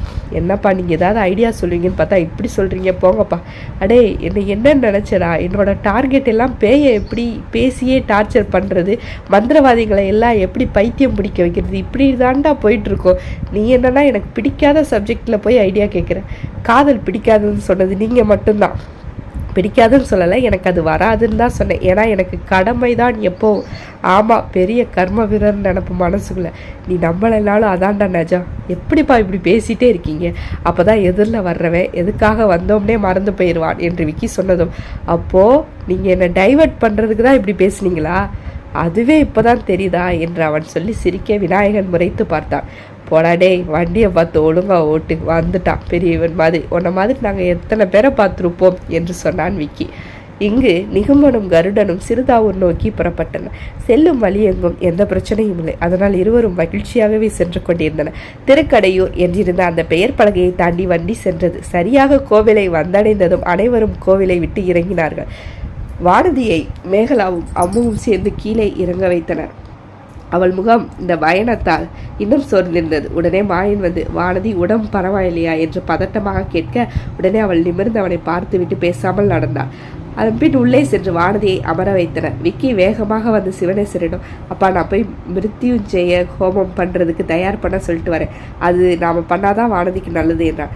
சரிப்பா என்று அவர் சொல்ல விக்கி சென்றார். பின்னாடியே வந்த விநாயகன், எப்படி எல்லாத்தையும் விரல் நுனியில் வச்சிருக்கீங்க என்று கேட்க, அது தெரிஞ்சா நீ என்னோட இடத்துக்கு வந்துடுவியே. உங்கள் இடத்துக்கா? சான்ஸே இல்லை, அதுக்கு இன்னொருத்தர் தான் பிறந்து வரணும். சரி, நீ போய் அர்ச்சனை டிக்கெட் வாங்கிட்டு வா. 2 வாங்கிக்கோ. 2ஆ? அமிர்த கடேஸ்வரருக்கு 1, காலருத்ரமூர்த்திக்கு 1. சரி என்று அவன் கிளம்பி விட்டான். விக்கி சென்று அங்கிருந்த வேத விற்பனர்களிடம் சொல்லி யாகத்திற்கு ஏற்பாடு செய்துவிட்டு வந்தான். சிறிது நேரத்தில் யாகம் தொடங்க ஆரம்பித்தது. வானதியை முன்னால் அமர வைத்து விட்டு அனைத்தும் ஆரம்பிக்கப்பட்டது. காற்றென விரைந்து நிகும்பனும் கருடனும் சென்று கொண்டிருந்தனர் ஊரை நோக்கி. திடீரென அவர்கள் முன் எதுவோ வந்து நிற்க இருவரின் வேகமும் மட்டுப்பட்டது. நிகும்பா, என்னது இது என்று கருடன் தள்ளாடியபடியே கேட்க, உடனே அவன், அங்க பூஜையை ஆரம்பிச்சிருப்பாங்க, அது நமக்கு எதிராக வந்து நிற்கிது என்றான். இப்போ இதுல இருந்து எப்படி தப்பிக்கிறது என்று கருடன் கேட்க, நிகும்பன் தனது சக்தியை திரட்டி அந்த கண்ணுக்கு தெரியாது நிற்கும் சக்தியுடன் போர் செய்ய துவங்கி விட்டான். இவனின் வேகத்தை விட எதிரே நின்றிருந்த சக்தியின் வேகம் பல மடங்கு அதிகமாக இருந்தது. போராடி களைத்தவனுக்கு துணையாக கருடனும் வந்து சேர இருவராலும் ஒன்றுமே பண்ண முடியவில்லை. இதை தாண்டி போக முடியலையடா என்று சோர்வாக நிகும்பனிடம் கருடன் சொல்ல, உடனே நிகும்பன், நம்ம மந்திர சக்தியை உபயோகப்படுத்தாம தந்திரத்தை உபயோகப்படுத்தினா உள்ள போயிடலாம் என்றான். என்ன சொல்ற? இரு என்றவன் தன்னிடம் உள்ள மந்திர சக்தி அனைத்தையும் திரட்டி வெளியே கொண்டு வந்து அருகே நின்றிருந்த ஒரு பெரிய மரத்தின் மீது பிரயோகப்படுத்தினான். என்ன பண்ற கும்பா? பொறு என்றவன் இப்போது அந்த இடத்தை தாண்ட அவனால் எளிதாக முடிந்தது. உடனே அந்த பக்கம் சென்றவன் கருடனிடம், நீயும் இதே மாதிரி உள்ளவா என்றான். அதன் பின் கருடனும் தன்னிடம் இருந்த மந்திர சக்தியை அங்கே மரத்திடம் அழித்துவிட்டு நிகும்பனைப் போல அங்கே சென்று விட்டான். கும்பா, அப்போ மாதிரி ஆகிட போகுது. நீ நமக்குன்னு ஏதாவது ஆபத்து வந்தால் என்ன பண்ணுறது? அன்னைக்கு கொடுத்துட்டு வந்த சக்தியே பல வருஷத்துக்கு அப்புறமா இப்போதான் நீ கைப்பற்றின. இப்போ மறுபடியும் கொடுத்துட்டே என்று அவன் சொல்ல, அது மாதிரி நீ நடக்காது, நீ தைரியமா வா என்று கருடனை அழைத்து கொண்டு அவன் நடக்க ஆரம்பித்தான். யாகம் நல்லபடியாக நடந்து கொண்டிருந்தது. வானதி இப்போது கொஞ்சம் தெம்பு வர பெற்றவளாய் இருந்தாள். அதை கண்டு குடும்பமே சற்று நிம்மதியாக இருந்தது. யாகம் முடிந்ததும் அவளை அழைத்து கொண்டு அமிர்த கடேஸ்வரர் சன்னதிக்குள் நுழைந்தான் விக்கி. அருகே விநாயகனோ, நம்மளை விடாமல் இந்த விக்கிப்பா எல்லாத்தையும் பார்த்துக்கிறாரே என்று நினைக்க அவன் மனசாட்சியோ, ஏன்னா அவன்தான் விதியை மாற்ற வந்த வல்லவன் என்று சொல்லியது. அதை கேட்டதும் பேசாமல் அடக்கி வாசிக்க தொடங்கினான். அர்ச்சனை வானதியின் பேரில் நடந்தது. அமிர்த கடேஸ்வரரை தரிசித்த பின் யமனையே காலால் எட்டி உதைத்து ருத்ரமூர்த்தியாய் எழுந்தருளியிருக்கும் சன்னதிக்கும் சென்று அங்கேயும் அபிஷேகம் செய்து முடித்த பின் வானதியின் நெற்றியில் சிவனேசர் திருநீரு பூசிவிட்டார். அதில் அவள் நன்றாக தெளிந்து தாத்தா என்றாள். சற்று நேரம் கோவிலில் அமர்ந்திருந்தார்கள் அனைவரும். மேகலா அம்முவும் வானதியிடம் பேசிக்கொண்டே இருந்தார்கள். மாயன் சற்று தள்ளி அமர்ந்திருந்தான். விநாயகனையும் விக்கியையும் காணவில்லை. அப்போது இவங்க எங்க போயிட்டாங்க என்று அம்மு கேட்க, தூரத்தில் இருவரும் பிரசாதத்தை வாங்கி கொண்டு பேசியபடி வந்து கொண்டிருந்தனர். உடனே விக்கி, உனக்கு பிடிக்குமா? எனக்கும் பிடிக்கும் என்றான் பொங்கலை பார்த்தபடி. ஆமாப்பா, அதுவும் என் டார்லிங் வைக்கிற பொங்கல் இருக்கே செமையாக இருக்குண்டா. என்ன பொங்கல் வைக்கும் போது மட்டும் கொஞ்சம் ஜாக்கிரதையாக தள்ளி நின்றுக்கிடணும், இல்லைன்னா மண்டவளத்துக்கு பதிலாக என் மண்டையை தான் உடப்பா. என்னோட டார்லிங்கும் நல்லா தான் பொங்கல் வைக்கிற மாதிரி தெரியுது. நீங்கள் வேணால் பாருங்கள், நாங்கள் 2 பேரும் உங்களை விட நல்லா வாழ்ந்து காமிக்கிறோம். நல்லா வாழுங்கடா, யார் வேணான்னு சொன்னது? அதுக்காக எங்களை மாதிரி நீ ஏன் பேசுகிறீங்க? அப்புறம் நான் அவகிட்ட அடி வாங்குற மாதிரி நீயும் வானதிக்கிட்ட அடி வாங்க வேண்டியது தான். பரவாயில்ல, பொண்டாட்டிக்கிட்ட அடி வாங்க கொடுத்து வச்சுருக்கணும். அப்படி சொல்லி தான் நானும் கெத்த மெயின்டைன் பண்ணிகிட்ருக்கேன். இப்போ நீயும் வாடா. மாமா, நாங்களும் இங்கே தான் இருக்கோம், எங்களுக்கு எங்கே பொங்கல் என்றால் மேகா போய் லைனில் நின்று வாங்கிட்டு வந்திருக்கேன். அதில் பங்குக்கு வந்தால் இங்கே ஒரு ரத்த கலரி ஆகிடும், அதனால் போய் நீயே வாங்கிட்டு வருவியா? மாமா, இதெல்லாம் அணியா, எனக்காக கொஞ்சம் பொங்கல் கூட தரமாட்டிங்களா? சொத்து வேணும்னா கேளு, இந்த பொங்கல் வாய்ப்பில்லை. போங்க மாமா, அப்போ ரெடியாக இருங்க, சொத்தையெல்லாம் என் பேரில் மாற்றுறதுக்கு என்று விக்கியிடம் சொல்லிவிட்டு மேகா அம்முவை அழைத்து கொண்டு சென்று விட்டால் பொங்கல் வாங்க. இப்படி சந்தோஷமாக அனைவரும் பேசி சிரித்து விட்டு வண்டியில் ஏற கடைசியாக விக்கி நின்றிருந்தான். அந்த சமயத்தில் யாரோ பின்னால் இருந்து விக்கியை அழைப்பது போல் தோன்ற உடனே அவன் சுற்றிலும் பார்த்தான். யாரும் இருப்பது போல தோன்றவில்லை. பா என்று விநாயகன் அழைக்க, இருடா வரேன் என்று கோவிலை நோக்கி நகர்ந்தான். சிறிது தூரம் சென்றிருப்பான். அவன் முன் திடீரென வந்து நின்றார் ஒரு வயதான மனிதர். பார்ப்பதற்கு சாதுவை போல் இருந்த அவரது தோற்றம் அவன் மனதுக்குள் அவரின் மேல் மதிப்பை கொண்டு வந்திருந்தது. உடனே அவனை வணங்கியவர், சாமி, நீங்கள் தான் என்னை கூப்பிட்டீங்களா என்றார். நான் ஒன்றை கூப்பிடவில்லை, உலகாலும் ஈசன் தான் இருவரையும் அழைத்திருக்கிறான். அவன் ஆசைப்படிதான் இருவரும் இங்கு வந்திருக்கிறோம். சாமி, தமக்கைகளுக்கு ஒன்று என்றால் தரணியை எதிர்த்து நிற்கும் வல்லமை கொண்டவனே, விக்னங்களை தீர்க்க வந்த விக்னேஸ்வரா, சர்வேஸ்வரனின் கட்டளை ஏற்று நடக்க எனக்கு உத்தரவிடப்பட்டது. அதையே உனக்கு சொல்கிறேன். என்ன பண்ணணும் சாமி? நிகும்பன் கணங்களின் ஆசையை பெற கோவிலை நோக்கி சென்று கொண்டிருக்கிறான். சிறுதாவூர் சென்று விட்டால் எல்லாமே விண்தான். அதனால் நீ சென்று அதை தடுக்க வேண்டும். ஒருவேளை அவன் சென்று விட்டால் அவனுக்கு பூதகணங்களின் ஆசி கிட்டிவிடும். அதன் பிறகு அடுத்த ஒலையும் திறக்கப்பட்டுவிடும். அதனால் நீ அங்கு செல், தாமதிக்காதே என்று அந்த பெரியவர் சொன்னதும் சரி சாமி என்று அவரை வணங்கிவிட்டு சென்றான் விக்கி. அங்கு நிகும்பன் தன் நண்பனுடன் சிறுதாவூர் செல்லும் வழியில் சென்றான்.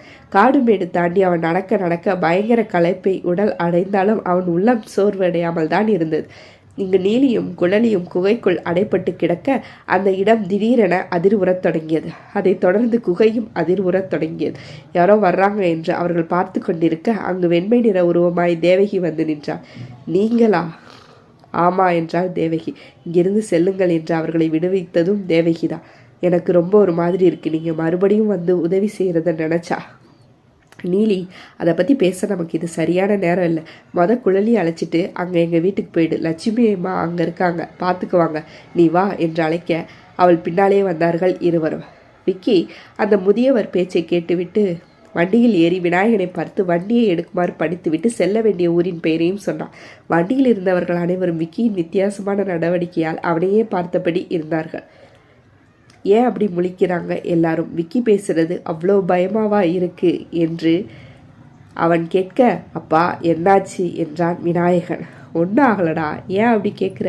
இல்லை, நாம் கோவிலுக்கு போயிட்டு வீட்டுக்கு தானே போகிறதா பிளான். ஆமாம், இப்போ திடீர்னு நீங்கள் யார்கிட்டயோ பேசிட்டு வந்தீங்க. அவர் என்னென்னா சிறுதாவூர் போகலான்னு சொன்னார். ஆமாம், அப்போ நீங்கள் சிறுதாவூர் போகலான்னு தானே சொல்லணும். ஆனால் நீங்கள் கொம்புக்காரன் புலியூரே போகலான்னு சொல்கிறீங்க. என்னாச்சு?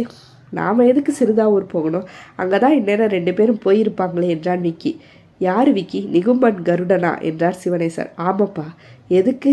அந்த ஓலையில் அப்படி தான் போட்டிருக்கும் போலப்பா. அவங்க அங்கே போயிட்டாங்க. இப்போ நம்ம ஊருக்கு போகிறது தான் பெட்டர். ஆனால் அப்போது உங்ககிட்ட பேசிகிட்டு இருந்தவர் ஏன் அப்படி சொல்லணும்? அவர் எனக்கு என்னமோ நம்மளை குழப்ப பார்க்குறாங்கன்னு தோணுது. நாம் ஊருக்கு போகிறத தடுத்தா தான் அவங்க நினச்சது நடக்கும்னு நினைக்கிறாங்க போல். ஐயோ அப்பா, இப்போ நம்ம ஊருக்கு தான் போடணுமா? ஆமாடா, வண்டியை எடுறா. விக்கியின் யோசனை நிறைந்த முகத்தை கண்டு அனைவரும் அமைதியாக இருக்க சிறிது நேரத்தில் மாயன் கேட்டான், என்ன யோசனை பண்ணிட்டு இருக்கீங்க? அது மாயன், அவங்களும் கோவிலுக்கு போயிட்டு வந்துட்டாங்க. இனி அவங்க ரகசியத்தை தேடி கிளம்பிடுவாங்க. அதை எப்படி தடுக்கிறதுன்னு தான் யோசிக்கிறேன்.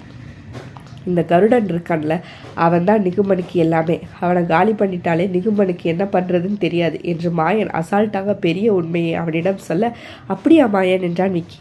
ஆமாங்க, அவன் சொல்கிற மாதிரி தான் நிகுமன் கேட்பான். எப்போவாது தான் நிகுமன் மூலம் தெளிவாக வேலை செய்யும். இல்லைன்னா அது கருடன் சொல்கிற மாதிரி தான் நடக்கும். இது போதும் மாயன் என்றவன் அப்படியே சீட்டில் சாய்ந்து நன்றாக உறங்கிவிட்டான். கோவிலை அடைந்த இருவரும் வாசலில் இருந்த தென் திசையை பார்த்து கொண்டிருந்த நந்தியை முதலில் வணங்கினார்கள். இந்த நந்தி ஏன் இப்படி திரும்பி இருக்கு என்று கருடன் கேட்க, அங்கு நின்றிருந்ததில் ஒருவன் அது கோவிலுக்குள்ள ஒருத்தர் சாமி கும்பிட வந்தார். அவரோட ஆயுள் அன்னையோட முடியுது. அதனால் அவரை கொண்டு போகிறதுக்காக யமன் வாசல்லே காத்திருந்தார். அந்த நேரத்தில் நந்தி வேகமாக தலையை திருப்பி இறக்கும் தருவாயில் சிவமந்திரத்தை உச்சரித்தாலே அந்த உயிர் யமபுரம் வராது, சிவபுரம் சென்றுவிடும் என்று அறியாமல் காத்திருக்கிறாயே காலனே என்று கோபமாக பேச, யமனும் அதை கேட்டு அவ்விடம் விட்டு அகன்றான். அந்த நிலையிலே இன்றும் நந்தி இங்கிருப்பது தனிச்சிறப்பு என்று சொல்ல இருவரும் வேண்டிக் கொண்டு உள்ளே நுழைந்தார்கள். பூதகணங்களால் நிறுவப்பட்ட அந்த சிவனை வணங்கி தங்களின் செயலுக்கு துணை நிற்குமாறு ஈசனை வணங்கினார்கள். வணங்கி முடித்தவர்கள் அங்கிருந்து வெளியேறினார்கள். அப்போது நந்தியம் பெருமான் உள்ளே வந்ததிலிருந்து இருவரையும் கவனித்தபடி இருந்ததா இருவரது பின்னால் வேறு உருக்கொண்டு சென்றார். சற்று நில்லுங்கள் இருவரும் என்று நந்தி அழைக்க 2 பேரும் என்று திரும்பி பார்த்தார்கள். எதுக்காக நிற்க சொன்னீங்க? யார் நீங்கள்? சொல்கிறேன். அதுக்கு முன்னாடி உங்ககிட்ட ஒன்று கேட்கணும். கேளுங்க. பூதகணங்களோட ஆசி பெறணும்னு வந்தீங்க இங்கே. ஆமாம், ஆனால் நீங்கள் போகிற பாதை தப்புன்னு உங்களுக்கு தோணலையா? அறிவுரை சொல்கிறதுக்காக தான் நீங்கள் வந்தீங்கன்னா அது எங்களுக்கு வேணாம். நீங்கள் உங்கள் வேலையை பாருங்கள். என்ன இப்படி சொல்லிட்டீங்க? வேறு எப்படி சொல்லணும்? எங்கள் விஷயத்தில் தலையிறதுக்கு உங்களுக்கு என்ன உரிமை இருக்குது? இல்லைதான், ஆனால் தப்பு யார் பண்ணாலும் அதை கேட்க எல்லாருக்கும் தான் உரிமை இருக்குது. நாங்கள் தப்பு பண்ணலை. சிவன் சொத்தை அடைய நினைக்கிறது பாவம் இல்லையா? அது பாவமே இருந்தாலும் நாங்கள் அதை அடையத்தான் போகிறோம். உன்ன மாதிரி எத்தனையோ பேர் இந்த மாதிரி சிவ ரகசியத்தை அடைய நினச்சி சிவன் கையாலே அழிஞ்சு போயிருக்காங்க தெரியுமா? உனக்கு தான் சிவனை பற்றி தெரியலை. எனக்கா சிவனை பற்றி தெரியலை? ஆமாம், அவர் எவ்வளவு கெட்டவங்களாக இருந்தாலும் அவர்கிட்ட வேண்டிக்கிட்டால் உடனே வரம் கொடுத்துருவார். அதனால் அவர் எங்களுக்கும் அந்த ரகசியம் கிடைக்க வழி செய்வார். உண்மைதான், அவருக்கு தெரிஞ்சதெல்லாம் தன்மேல் பக்தி வைக்கிறது மட்டும்தான். மற்றபடி அவங்க அரக்கர்கள் நல்லவர்கள் அப்படின்னு பார்த்து வரம் தர மாட்டார். அதுக்காக நம்ம தலைகால் புரியாமல் நடந்தால் அதை தரமாட்டமாக்குறது அவருக்கு தெரியும். இங்கே பார், யார் நீ? எங்களை தடுத்து வச்சுட்டு ஏன் இப்படி பேசிகிட்ருக்க? நாங்கள் முடிவு பண்ணிட்டோம், நீ கிளம்பு, எது நடந்தாலும் நாங்கள் பார்த்துக்குறோம் என்று சொல்லிவிட்டு கருடனும் நிகுமனும் கிளம்பி விட்டார்கள். அவர்கள் செல்லுவதையே சிரிப்புடன் பார்த்து கொண்டிருந்த நந்தி மீண்டும் சிலையென மாறி கோவிலினுள் தஞ்சம் புகுந்தது. கோவிலில் அமர்ந்ததும் பூதகிரிநாதரை பார்க்க அவர் முகம் என்றைக்கும் விட பிரகாசமாய் இருப்பதைப் போல தோன்றியது நந்திக்கு. கணநாதா, இருவரும் தங்களை பற்றி புரிந்து கொள்ள மறுக்கிறார்களே என்ற நந்தியின் கேள்விக்கு, குழப்பம் வேண்டாம் நந்தி, என்ன செய்ய வேண்டும் என்று எமக்கு தெரியும் என்று சிவன் சொல்லுவது போல் தோன்ற நந்தி கவலை அகன்று நிம்மதியாக இருந்தது. வண்டி வேகமாக ஊரை நோக்கி சென்று கொண்டிருக்க திடீரென பெரும் சத்தத்துடன் வண்டி நின்று விட்டது. உறங்கிக் கொண்டிருந்த விக்கி உலுக்கி விழுந்து வேகமாக எழுந்தான். என்னடா? தெரியலப்பா, வண்டி நின்றுச்சு என்று அவன் சொல்ல விக்கி இறங்கி பார்த்தான். மற்றவர்கள் இறங்க எத்தனிக்க அனைவரையும் உள்ளே இருக்குமாறு சொன்னவன் வண்டியில் என்ன பிரச்சனை என்று பார்த்தான். எதுவும் பிரச்சனை இருப்பது போல தோன்றவில்லை. யாரோ நம்ம தடுக்க ஏதோ பண்றாங்க போல என்று நினைத்தவன் வேகமாக விநாயகனையும் உள்ளே அமரச் சொன்னான். என்னவென்றே புரியாமல் அனைவரும் முழித்து கொண்டிருக்க திடீரென பெரும் சத்தத்துடன் மரம் ஒன்று முறிந்து வேகமாக விழுந்தது. மாமா என்ற சத்தத்தில் விக்கி வேகமாக நிமிர்ந்து பார்த்து ஓரமாக ஒதுங்க மரம் சர்ரென்று கீழே விழுந்தது. வானதி வேகமாக, மாமா ப்ளீஸ் நீங்கள் உள்ளே வந்துடுங்க என்று சொல்ல, நீ டென்ஷன் ஆகாத, நான் பார்த்துக்கிறேன், நான் சொல்கிற வரைக்கும் யாரும் வண்டியை விட்டு இறங்கக்கூடாது என்று சொல்லவும் அனைவரும் பயத்திலே அமர்ந்திருந்தனர். மாயன் மட்டும் இறங்க, சொல்கிறேன்ல மாயன், நீ உள்ளே உட்காரு என்று உள்ளே அனுப்பினான் அவனையும். உங்களுக்கு உதவியா, உள்ளே இருக்கிறவங்கள பத்திரமா பார்த்துக்கோ என்று விக்கி கட்டளையிட அவன் உள்ளேயே அமர்ந்து கொண்டான். யாரோ கால்களை கவி பிடிப்பதைப் போல இருந்ததும் விக்கி கால்களை பார்த்தான். அங்கு எதுவும் தெரியவில்லை. ஆனால் கால்கள் பயங்கரமாக வலிக்க ஆரம்பித்தது. உடனே அவன் பின்னாலே நகர அதுவும் முடியவில்லை. வேர்வை அனைத்தும் சட்டையை நனைக்க பெருமுயற்சி செய்து அவன் கால்களை இழுத்தான். உடனே சட்டென்று கவ்வி பிடித்தது. காலை விட்டது போல் இருக்க அவன் நகர ஆரம்பித்தான். எவ்வளவு தைரியம் இருந்தால் நீ நான் சிறுதாவூர் போக சொல்லியும் இங்கு வந்திருப்பாய். நீ இருக்கும் தைரியத்தில் தானே இவங்க எல்லாரும் இவ்வளோ தூரம் வந்திருக்காங்க. இனி எப்படி அவங்க தனியாக நின்று என்னோட மோதுறாங்கன்னு பார்க்குறேன் என்று அந்த காடே அதிரும்படி சத்தம் கேட்டது. தைரியம் தைரியம்னு பேசுனையே, உண்மையிலே அது என்கிட்ட நிறைய இருக்குது. உன்கிட்டையும் அது இருந்தால் நீ முன்னாடி வந்து பேசணும். இப்படி முதுகு பின்னாடி வந்து கோலை மாதிரி பேசக்கூடாது. இப்போ சொல்லு, நீ தைரியமானவனா இல்லை கோலையா என்றான் விக்கி பதிலுக்கு. என்னையே கேலி செய்றியா என்று கோபத்தில் அவன் முன்னே பெரும் உருவமாய் வந்து நின்றது அந்த உருவம். செம்மண் போன்ற நிறத்தில் ஆங்காங்கே சதைகள் அனைத்தும் கிழிந்து தொங்க, நாக்கு மட்டும் பெரியதாய் நீண்டு வளர்ந்திருக்க, கைவிரல்கள் அனைத்தும் ஈட்டியென கூராய் இருக்க, பற்கள் அனைத்தும் கொடூரமாய் வளைந்திருக்க, அதில் இரத்த துளிகள் வேறுபட்டு பார்க்கவே விகாரமாய் இருக்க, வண்டியில் இருந்தவர்கள் அனைவரும் அதை கண்டு பயத்தில் அலறினார்கள். ஆனால் விக்கி மட்டும் அதையே பார்த்தபடி நின்றிருந்தான். அவனது அசையாத தோற்றத்தை கண்டு, என்ன விக்கி, என்னை பார்த்த சிலையாக நிற்கிற, பயமா இருக்கிறதா என்றது. பயமா? எனக்கா? இல்லை, நான் யோசிச்சுட்டு தான் இருக்கேன். என்ன யோசனை? இதுக்கு முன்னாடி நானும் எத்தனையோ பேய்களை பார்த்துருக்கேன். ஆனால் இந்த அளவுக்கு காமெடியாக யாருமே இருந்ததில்லை. என்ன? ஆமாம், பார்த்தாலே பயம் வருவது மாதிரி நிறைய பேர் என் முன்னாடி வந்திருக்காங்க. ஆனால் சிரிப்பு வர்ற மாதிரி நீ மட்டும்தான் வந்திருக்க. என்ன பேசுகிற நீ? என்னை பார்த்து சிரிப்பு வருதா?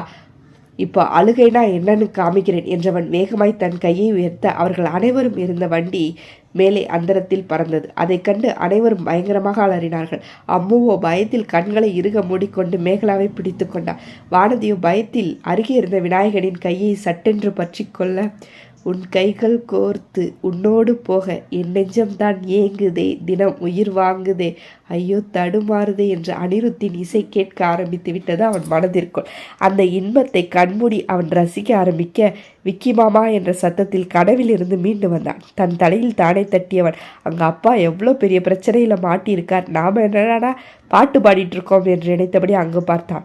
அங்கே விக்கியோ கோபமாக, வேணாம், பிரச்சனை எனக்கும் உனக்கு தான், அவங்கள ஏதாவது பண்ணால் நான் சும்மாவே இருக்க மாட்டேன், புரிஞ்சதா என்று பயங்கரமாக கத்த அந்த சத்தம் வண்டியில் இருப்பவர்களின் செவியில் மோதி அறைந்தது. விக்கி மாமாவா இப்படி பேசுறது? அவங்களுக்கு இவ்வளோ கோபமாக பேச தெரியுமா என்ற அம்முவின் கேள்விக்கு மேகலா, அவருக்கு இதை விட அதிகமாகவே கோபம் வரும், அந்த ஐயனோட அருளும் வரும், அப்போல்லாம் அவரை பார்க்கணுமே, இது விக்கி மாமாவே இல்லை, அந்த ஐயனாரப்பாவே தான்னு தோணும், இந்த நிலைமையில் அவரை எதிர்த்து யார் நின்னாலும் அவங்க தூள் தூள் ஆயிடுவாங்க என்று பதில் சொன்னார். அதை கேட்ட அனைவருக்கும் விக்கியின் மேல் இதுவரை இருந்த மரியாதையை விட இன்னும் அதிகமான மரியாதை வந்தது. மாயன் வண்டி அந்தரத்தில் ஆடியதைக் கண்டு தன் கண்களை மூடி கருடன் கற்றுத்தந்த மந்திரத்தை உச்சரிக்க தொடங்கினான். உடனே வண்டி அந்த பேயின் பிடியிலிருந்து கீழே வந்து நின்றது. இது எவ்வாறு சாத்தியம் என்று அந்த உருவம் வண்டியையும் விக்கியையும் மாறி மாறி பார்க்க, வண்டியினுள் இருந்த மாயன் அதன் கண்களுக்கு புலப்பட்டான். ஓ, மாயன் கருடனிடம் இருந்து கற்றுக்கொண்ட சில வித்தைகளை வைத்து என்னிடமே ஆட்டம் காட்டுகிறானா என்று நினைத்தபடி அப்படியே தன் விரலை சுழற்ற அந்த வண்டி பயங்கர வேகத்தில் சுழல ஆரம்பித்தது. அங்கு நிகும்பனும் கருடனும் தன் மந்திர சக்தி அனைத்தையும் செலுத்திய மரத்தின் முன் வந்து நின்றார்கள். அந்த மரத்திடம் இருந்து தனது சக்தியை வாங்குவதற்கு அவன் மந்திரம் சொல்ல, அந்த மரமோ சக்தி அத்தனையும் தராது, அப்படியே அசையாமல் நின்றது. மந்திரத்தை சொல்லி முடித்தவன் இந்த நிகழ்வினை சற்றும் எதிர்பார்க்கவில்லை. கருடனோ, டேய், நான் அப்பவே சொன்னேன், நீ கேட்கவே இல்லை என்று சொல்ல, கொஞ்சம் பொருடா என்று மீண்டும் மந்திரத்தை சொன்னான். மறுபடியும் எந்த பலனும் இல்லை. உடனே கோபத்தில் அவன் பலமாக அந்த மரத்தை ஓங்கி தன் காலால் மிதிக்க அவன் கால் அப்படியே அசைக்க முடியாமல் அந்த மரத்தின் முன்னாலேயே நிற்க அந்த மரம் அப்படியே பிளக்க ஆரம்பித்தது. நிகும்பனின் கண்கள் அப்படியே விரிய கருடனோ நிகும்பா வந்துரு என்று கத்தினான். சிலையென நின்றிருந்த அவனுக்குள் எந்தவித உணர்வும் இல்லை. டே கும்பா என்று கருடன் ஓடிவர் அதற்குள் உள்ளே இருந்து வெளியே வந்தது ஒரு உருவம். முகம் முழுக்க செந்நிற குருதி வழிந்து கொண்டிருக்க வெளியே வந்து நின்ற அந்த உருவத்தை கண்டு கருடனும் இப்போது அப்படியே நின்றான்.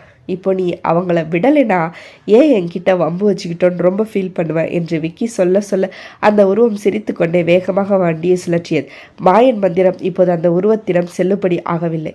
விநாயகன் ஏதாவது பண்ணுங்க மாயன் என்று அவனிடம் சொன்னான். இல்லை, அந்த உருவம் என் சக்தியை முடக்கிருச்சு என்று சொன்னவன் மீண்டும் முயற்சி பண்ணி பார்க்க அவனால் முடியவில்லை. விக்கியின் கோபம் இப்போது கரையை கடந்திருந்தது. வண்டியிலிருந்து வானதி, மேகலா, அம்முவின் கதறல்கள் இன்னும் அதிகமாக கேட்க கேட்க அவன் உள்ளத்தினுள் வெறியும் அதிகமாகிய உடனே அவன் ஐயனாரப்பா என்று கண்ணை மூடி வேண்ட தூரத்தில் வரி கணைக்கும் ஓசை கேட்டது. காவல் தெய்வம் கடமை செய்யும் வீரனின் பக்திக்கு கட்டுப்பட்டு குளம் காக்க குதிரை ரூபம் கொண்டு விரைந்தோடி வந்து விட்டது போல. குதிரையின் ஓசை அந்த காட்டையே அதிர செய்தது. அதை கேட்டு வண்டியில் இருந்தவர்கள் அனைவரும் வேகமாக சுற்றிலும் பார்க்க துவங்கினார்கள். தூரத்தில் வெண்மை நிறம் கொண்டு ஊழிக்காற்றை போல் பாய்ந்து வந்து கொண்டிருந்தது அந்த குதிரை. சத்தத்தை கேட்ட அந்த உருவம் கோபமாக இன்னும் அதிக வேகத்துடன் வண்டியினை சுற்றத் தொடங்கியது. ஐயனின் வாகனம் வந்துவிட்டால் நான் இந்த வாகனத்தை விட்டுவிடுவேன் என்று நினைத்தாய். நீ சிரித்த சிரிப்பு எப்போதும் வேதனையாகத்தான் மாறப்போகிறது. அதுவரை இவர்கள் என் கையில் அகப்பட்டு பாடுபட்டுத்தான் ஆக வேண்டும் என்று கூறி களிப்பில் கத்தி சிரித்தது.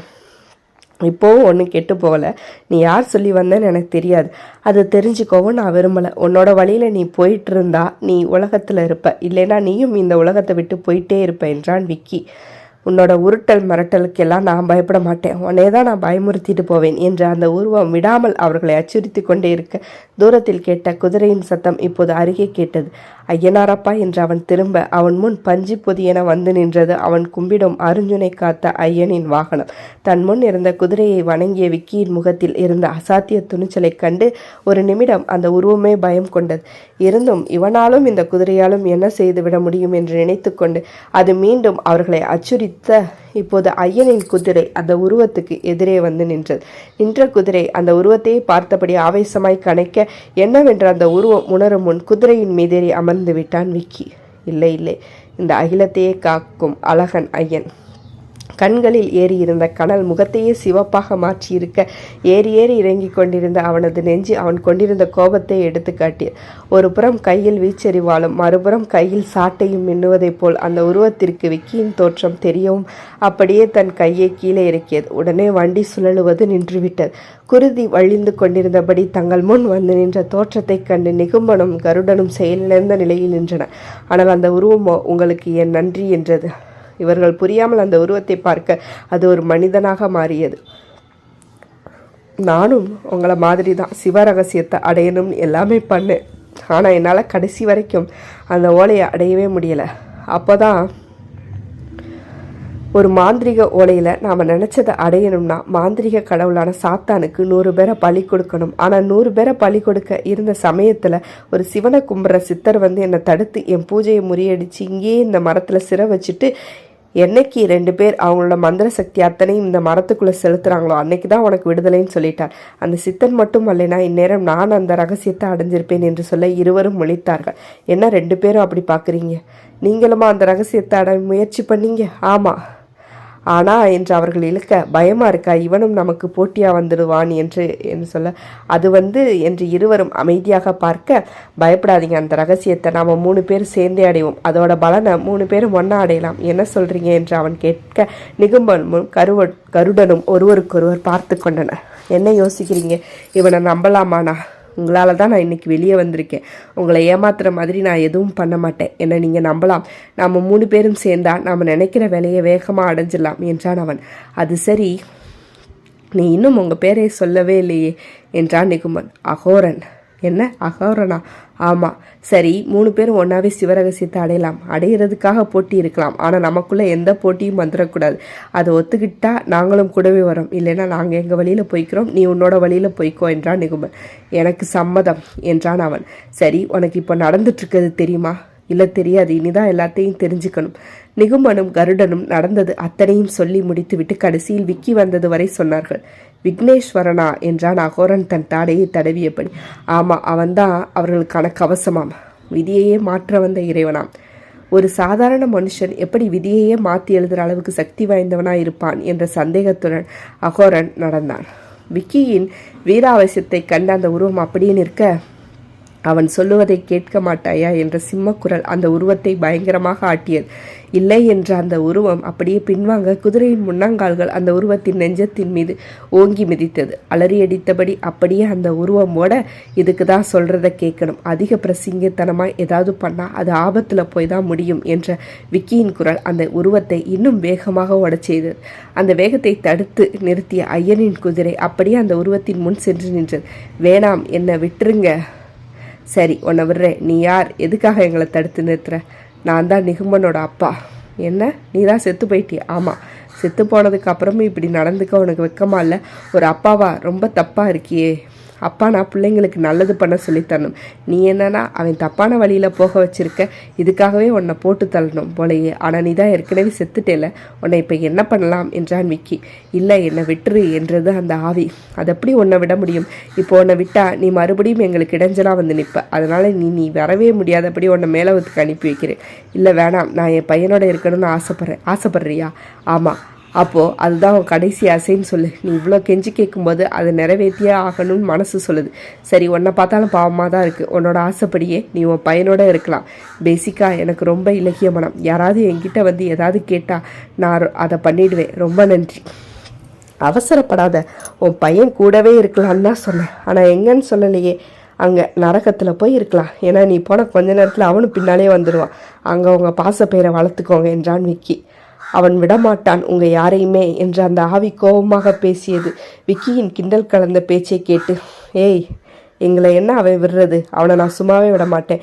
இப்போ அவனுக்கு தில் இருந்தால் வந்து என்கிட்ட நேராக சொல்லு. அதை விட்டு ஆவியை அலைஞ்சிட்ருக்க ஒன்றை அனுப்பி விளையாடுறானா? உனக்கு ஆபத்து வர்றது கூட தெரியாதா அவனுக்கு? இவ்வளோதான் அவன் பாசமா? எது எப்படியோ ஒரு நாள் இருக்கு அவனுக்கு. போய் அவனுக்குன்னு ஒரு இடத்த ரிசர்வ் பண்ணிவை.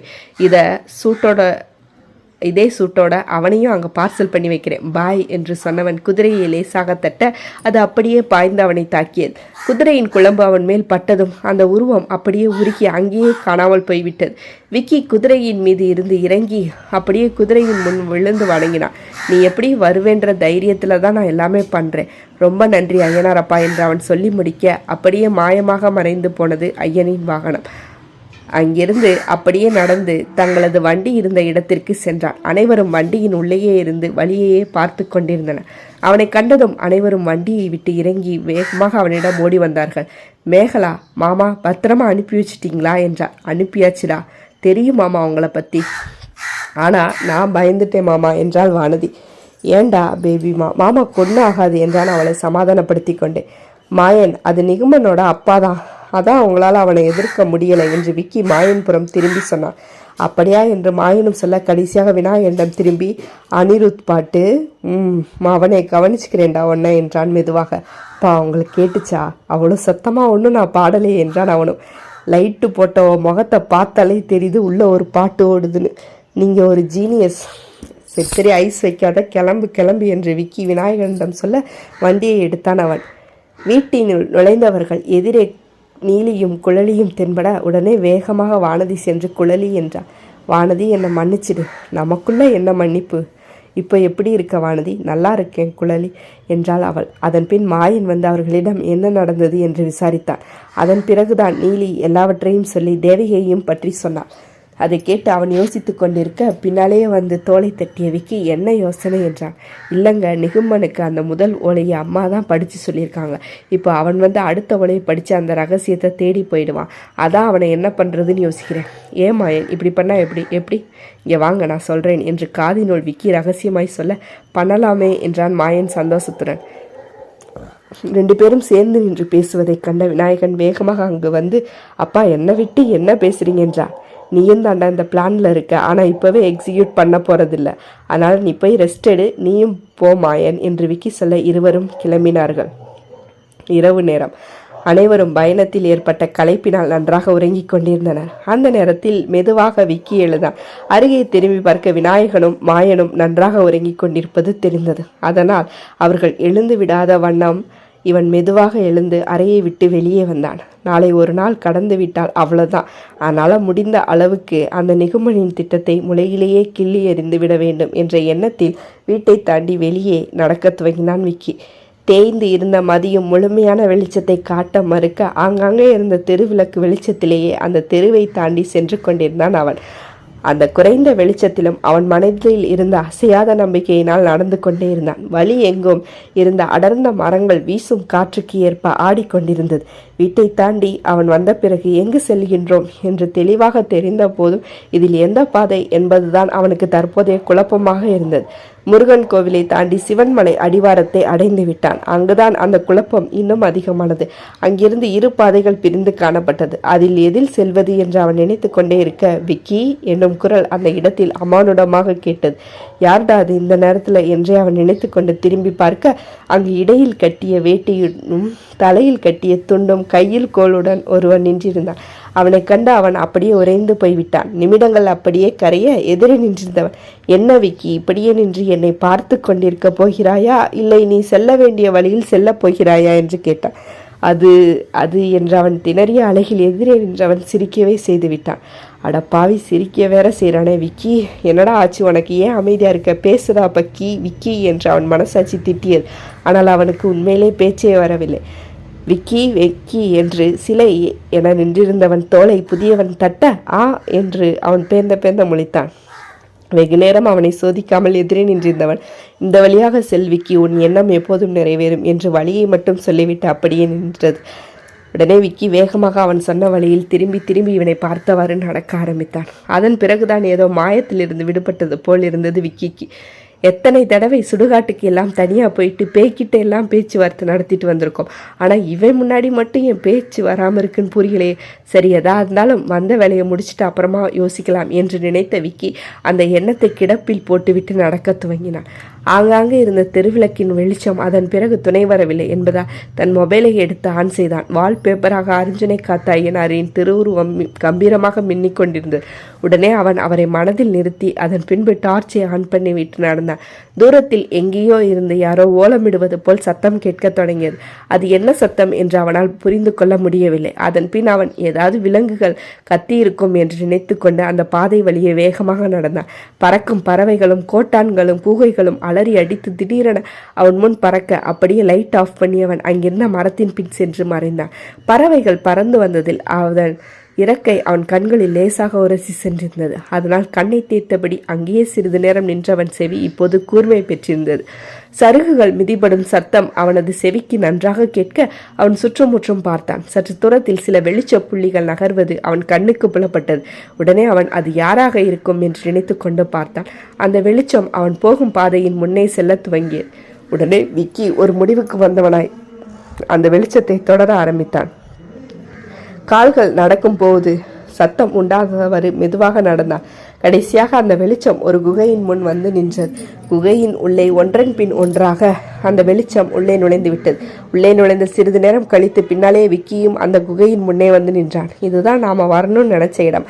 அப்படின்னா உள்ளே போனவங்களும் நாம் தேடி வந்தவங்களாக தான் இருப்பாங்க என்ற யோசனையிலே மெதுவாக நுழைந்தான்.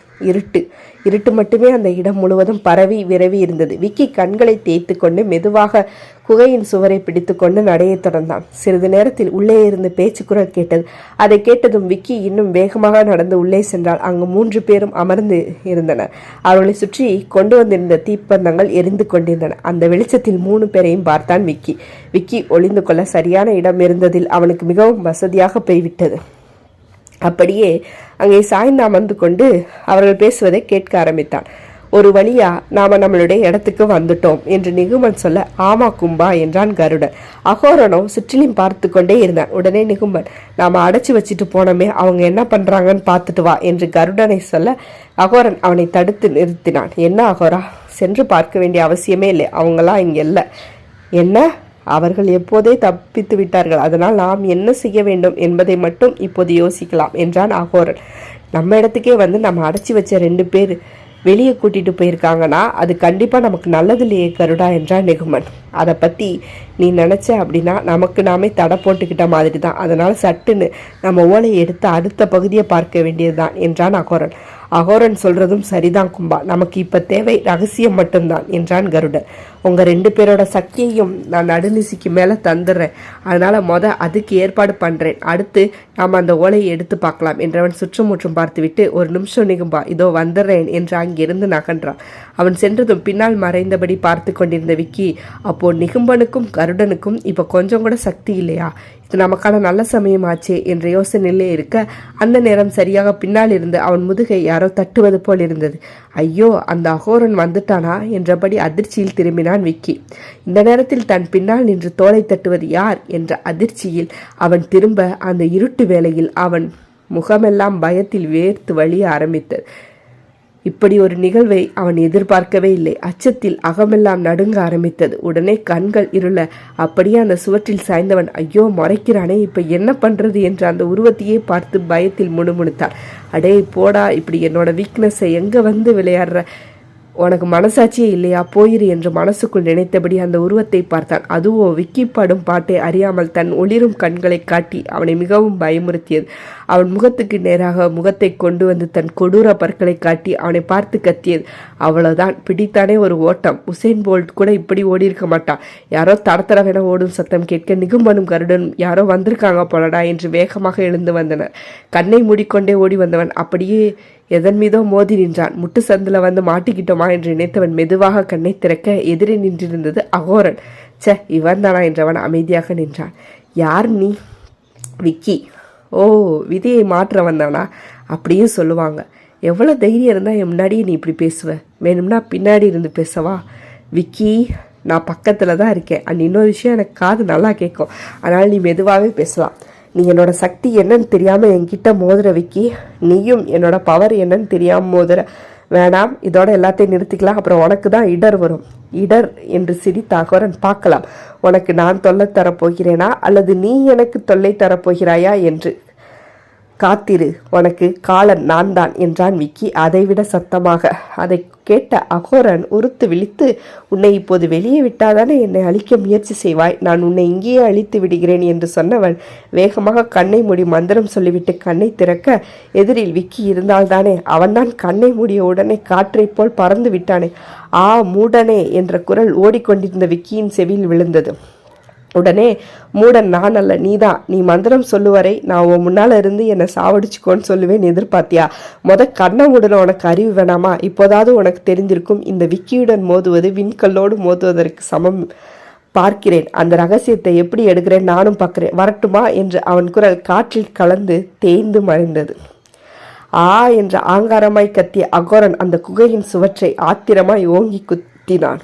ஒரு வழியாக குகையை விட்டு வெளியே வந்தவன் அங்கிருந்த இடத்தில் சற்று நேரம் மறைந்தே இருந்தான். என்னதான் அகோரனுடன் வீராவேசமாக பேசிவிட்டு வந்தாலும் அவனது ஜென்ம எதிரியை அவ்வளவு கிட்டத்தில் இருந்து பார்த்தது அவனுக்கு மிகுந்த பயத்தை அளித்தது.